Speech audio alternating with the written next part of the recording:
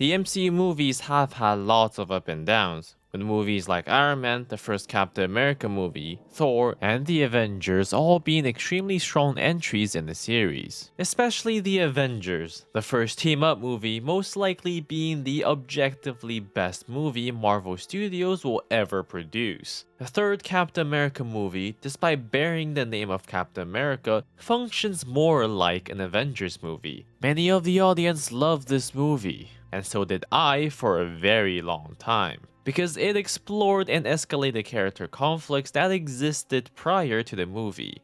However, if you look past the theme and the conflicts, the movie is filled with problems. Civil War has been a movie that I have held to a high standards until recently. After viewing it closer, countless amounts of issues can be spotted. While no world-breaking one exists, most if not all the events are contrived. The other day I came around to watch this 2-hour long video on Endgame by Fringy, someone whom I respect and share a lot of opinions with. I did not expect coverage on Civil War as a tangent, but when I heard him say, Captain America Civil War is the best film in the MCU, I almost broke down then and there. I assume he watched Civil War a few times before writing the part of the script, so it made me wonder what led him to make this claim. Civil War is definitely not the best in the MCU, and in fact, it isn't good at all. Fringy only covered quote-unquote one strong point of the movie,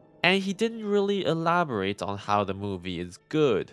I don't necessarily disagree with him on this point, which is the dynamic between Cap and Tony. So I guess this is neither a full response nor a critique at all. It is really just me responding to one line he said in the video and exploring some issues in Civil War. There will be a total of 3 major issues that I will address, and many nitpicks will be included along the way when I explain the major ones. With that, let's get started. Despite being one of my favorite MCU villains, Zemo is a non-functional character. Zemo lost his family during the destruction of Sokovia caused by the Avengers, which caused him to set up a plan to divide them. And the plan was solely based on his belief that the mission report of December 16, 1991 will be enough to tear the Avengers apart. This information was extracted from the Hydra leaks, which I guess no one in the world bothered reading into except for Zemo. I highly doubt that Tony never set up an AI to decode anything encrypted by Hydra and try to see if there were anything useful, since we weren't exactly shown the Hydra files, which means the files show Zemo one of 2 things. One is that the files outright confirm Zemo's leads, and he deemed the information enough to divide the Avengers and enact his plan to bomb the UN building, and obtaining the videotape that showed the murder of Tony Stark's parents when he already has solid proof. The other is that the information in the leaked files weren't enough to make him conclude his beliefs, but he enacted his plans anyways in the hope that the videotape will be able to confirm them. That said, his plans were incredibly contrived as well. He had to assume that Steve hasn't confronted Tony about it. He had to make sure Bucky hadn't accidentally died during the process of capturing him. He then also needs to impersonate a presumably German psychiatrist and live in the hotel room where he fully assembled the EMP in a tiny room. How he managed to move such large machinery out of the room and ship it to an electricity substation. How did he get the delivery guy to time the delivery so perfect that it was delivered after he got in the room with Bucky? How are there no guards in the room with Zemo and Bucky, or even standing outside? Man, if you can ignore all these issues and the contrivances that go into Zemo's plans, I've got nothing for you. Next on the list is the airport fight. The fight made nearly no sense at all. Oh boy, where do I even start with this? Clint could maybe be willing to help break Wanda out, but going all the way to Germany to be a criminal, I don't exactly see it, especially when he is retired and he cares a lot about his family.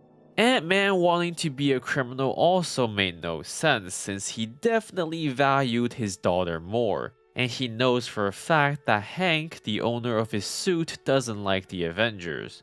Tony asking for the help of a minor is also quite questionable. Sure, he probably only asked after Wanda had escaped, but what made him think he needed more people against Cap? For all he knows, his team was himself, War Machine, Vision, and Natasha, as well as Black Panther seeking revenge against Bucky. All of these people just to go up against Cap, Bucky, and Falcon. To his knowledge, he didn't know Wanda and Hawkeye were gonna be there, and certainly not Ant-Man. Tony seeking the help of a minor and giving him a powerful suit against something he already outnumbers just seems extra. When it comes to the actual fight, Tony disabled all the aircrafts around, but somehow decided to not disable the Quinjet, which is probably the fastest transport at the airport. Vision kinda just also disappeared for half the fight. God knows where he went. Maybe he was conversing with Tiamat down there, the unborn celestial within the Earth's core. Speaking of Vision, near the end of the fight, instead of lasering the Quinjet, Vision decided to destroy the airport's control tower. What happened to oversight leads to control? Where is your control? You just put down a tower that might have killed Cap and Bucky, and destroying the control tower will also disable the airport's ability to function. Rest in peace air travel in Berlin until that tower is rebuilt, I guess. Hundreds if not thousands of flights have to be redirected or cancelled, and it's going to leave Germany's economy with a huge dent. I thought the whole idea of the Sokovia Accord is to limit the amount of damage superheroing does. There's honestly more nitpicks that I can shove in here that I don't really wish to, because they can be explained as issues in filmmaking, not part of the story. The last issue circles back to Tony. After the airport fight, Cap and Bucky left straight for their destination, somewhere in Siberia. But Tony's journey is quite different. He helped to take off the armor that is on Rhodey, as the armor is completely dead and is now just a chunk of metal. He accompanied Rhodey into the scanning thing. Then Tony made a trip on helicopter, which is definitely slower than a Quinjet, to somewhere in the Atlantic Ocean to the raft and question Falcon. And after that, he goes to where Cap and Bucky are. Somehow Tony caught up to them, when he had to be at the very least 6 hours late compared to when Cap and Bucky arrived. Unless we're all just teleporting now. Tony flipped after seeing the videotape of Bucky killing his parents, which he should well acknowledge that it wasn't actually Bucky's decision to. But it is also understandable why Tony did attack Bucky. We as the audience need to know what is going on here before I talk about the rest of the fight. Cap and Bucky are two super soldiers who can die just as easily as a normal human being when it comes to things like fatal gunshots or a laser to a vital organ. Tony is a normal human in a suit of armor that has incredible range attacks. So naturally, Steve and Bucky should stand no chance here, right? Oh, but no, Tony had to be stupid and fight them in close range combat. Tony later completely forgot to use his laser attacks even on Bucky. Instead of lasering and killing Bucky, he decided to just kick him.